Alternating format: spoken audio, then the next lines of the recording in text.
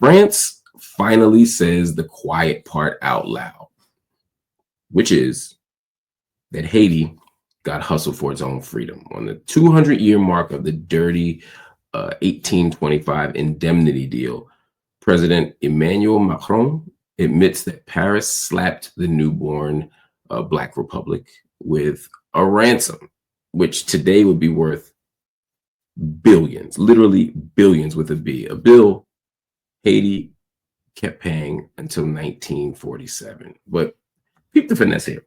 Macron forms a feel-good history commission, but he doesn't say a word about the other side of that analysis. Let me put it differently.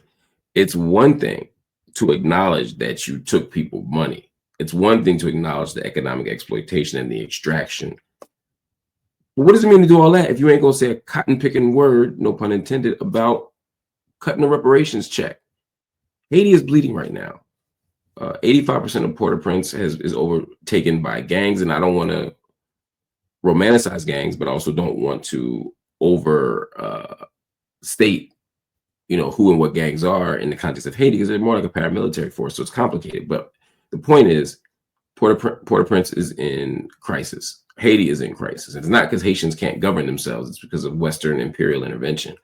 You got kids joining crews just to eat. You got 1 million people who are sleeping homeless.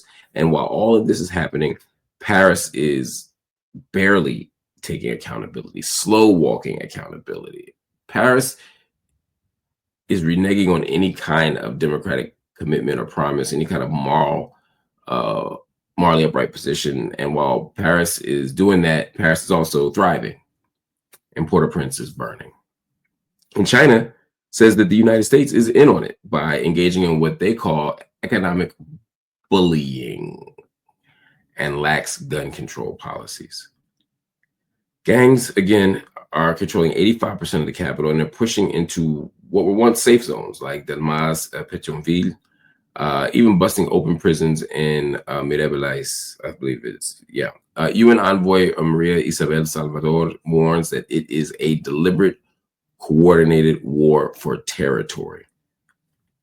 Let's look at February to March of this year, 2025. Over 1,000 people were killed, around 400 people injured. 60,000 newly displaced people were produced or created. On top of the 1 million people who were already homeless, health clinics were shuttered. 900 plus schools were closed. Cholera is spreading. Sexual violence is spiking. Haitians are forming neighborhood defense squads while begging the world for real help. The Kenya-led multinational security support mission is approved but starved of troops and of cash.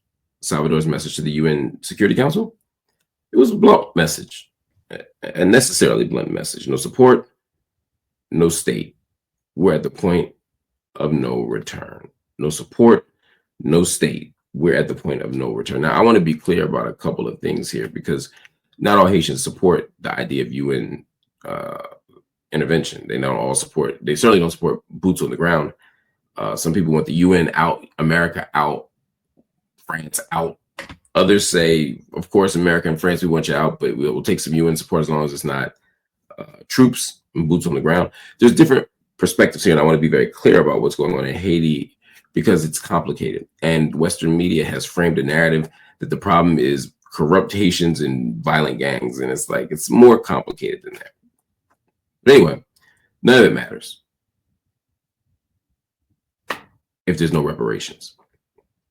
Truth without reparations doesn't build nations, doesn't rebuild nations, doesn't stop bullets. And here's the thing, if Haiti were to collapse, and I don't believe it will, because I believe in not just the power and sovereignty of the Haitian people, but the capacity to produce extraordinary things. But if Haiti were to collapse, the fallout would be landing on everybody, every shore, every house, every nation. And so if we're in a place where Europe is confessing its crimes, but not paying the payout, then we got to ask what Haiti's going to look like in a couple of months, or a couple of years, or a couple of decades. At the end of the day, acknowledging what you did and not holding yourself accountable for the reparations, It's just a bunch of PR. And Haiti does not need that.